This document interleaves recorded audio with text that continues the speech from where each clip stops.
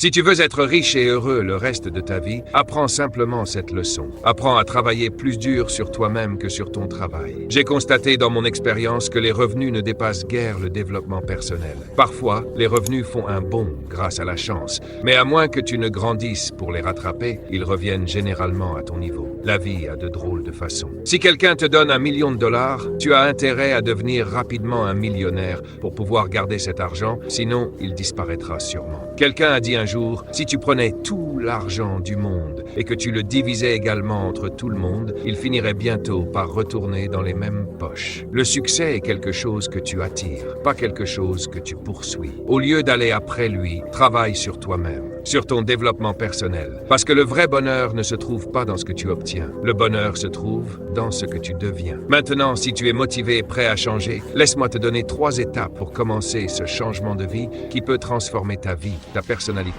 ton style de vie. Tout peut changer. Voici les étapes. Numéro 1. Découvre comment les choses fonctionnent. Pour changer ta vie, tu as vraiment besoin d'idées. Il n'y a rien qu'une idée ne puisse changer. Et Schul m'a appris que le problème principal est le manque d'idées. Ce n'est pas un problème. Au début, je n'avais pas d'argent. J'ai dit à Monsieur Shea, je n'ai pas d'argent. Il a répondu, ce n'est pas un problème. Jusqu'à ce moment-là, j'avais toujours pensé que c'en était un. J'étais confus. Il a dit, non, le problème c'est le manque d'idées sur la façon de créer de l'argent et de la richesse. Ce n'est pas le manque d'argent, c'est le manque d'idées. Donc si tu obtiens les idées, tu peux tout changer. Pour obtenir des idées, tu as besoin d'une étude constante et de recherche. Si tu veux réussir, étudie la réussite. Si tu veux être heureux, étudie le bonheur. Si tu veux être riche, étudie la richesse. Ne laisse rien au hasard. Fais-en une étude. Certaines personnes passent simplement leur journée en croisant les doigts. Ça ne marche pas. Tu dois étudier les choses qui peuvent changer ta vie économique, sociale, spirituelle et personnelle. Shai a aussi dit, quand tu découvres quelque chose qui fonctionne, note l'information dans ton journal.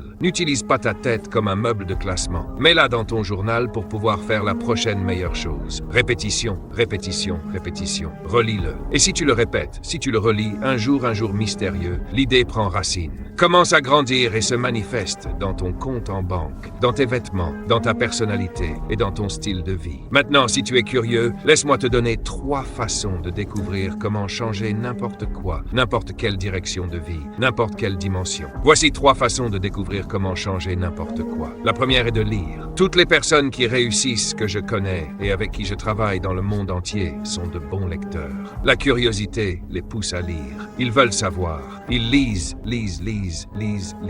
Deviens autodidacte. L'éducation standard te donnera des résultats standards. Tu peux vérifier ces chiffres et voir si c'est ce que tu veux. Mais si tu veux aller au-delà, tu dois devenir autodidacte. Une façon d'apprendre vient de tes propres expériences. Mais une autre façon d'apprendre vient des expériences des autres. Un seul livre pourrait t'épargner 5 ans si tu le lis. Sais-tu qu'il existe des livres sur comment devenir plus fort, plus déterminé, être un orateur, être un leader, avoir un meilleur impact sur les autres, développer ta personnalité? Sais-tu qu'il y a des livres là-dessus? Sais-tu que des centaines de personnes qui ont réussi ont écrit leur histoire dans des livres et ont expliqué comment elles ont fait et que les gens ne les lisent pas? Comment expliques-tu cela? Tu n'as pas besoin de lire la moitié de la nuit, mais note ceci, 30 minutes par jour.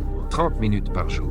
Lis quelque chose de positif, quelque chose de stimulant, quelque chose d'inspirant, quelque chose d'instructif. Au moins 30 minutes par jour. Deviens un bon lecteur, c'est mon opinion. Écoute les autres conférenciers et écoute-moi, puis forme ta propre opinion. Ne sois pas un suiveur, sois un étudiant. Voici la deuxième façon de découvrir comment changer ta vie. Écoutez. Entoure-toi de personnes qui réussissent et écoute. Tu peux aussi apprendre des personnes qui ne réussissent pas. Prends des notes sur le négatif et le positif. Découvre ce que les pauvres lisent et ne le lis pas. C'est une bonne information. Apprends du négatif, mais tu peux aussi apprendre du positif. Entoure-toi de personnes qui réussissent. Écoute ce qu'elles disent. Écoute comment elles le disent. C'est important, c'est important. Voici l'un des meilleurs conseils que j'ai pour toute la soirée. Les pauvres devraient inviter les riches à dîner. Et écoute, c'est l'un des meilleurs que j'ai. Mais tu as raison, les pauvres n'invitent généralement pas les riches à dîner. Le gars dit qu'il est riche, qu'il paie son propre dîner. Je ne vais pas sortir mon argent. Tu as déjà du mal à payer ton propre repas, alors courir après un riche pour le nourrir. Si un gars ne réussit pas, l'une des premières choses qu'il devrait faire est de trouver quelqu'un qui réussit et de lui proposer de lui offrir son dîner. Dépense 50, 60, 80 $. Fais le grand jeu, le menu complet en 9 services. Si tu arrives à faire manger et parler un homme qui réussit pendant 2 heures, il est susceptible de laisser tomber des idées dans ton giron qui changeront ta vie, multiplieront tes revenus par 2, par 3, par 5. Mais tu as raison, les pauvres n'invitent généralement pas les riches à dîner. Voici la troisième façon de découvrir comment changer ta vie. Observer. Tu peux récupérer beaucoup d'idées juste en regardant. Entoure-toi de personnes qui réussissent et observe. Voici pourquoi. Le succès laisse des indices. Regarde comment l'homme serre la main. Regarde comment la dame réagit. Les gens qui réussissent font certaines choses encore et encore et encore. Et si tu es malin, tu peux les capter. Observe tout. Si un gars gagne 10 000 $ par mois, j'observerai comment il marche. Peut-être que c'est ça. Copie sa drôle de petite démarche. Quelqu'un dit, c'est une démarche un peu ridicule. Tu réponds, ça vaut 10 000 $.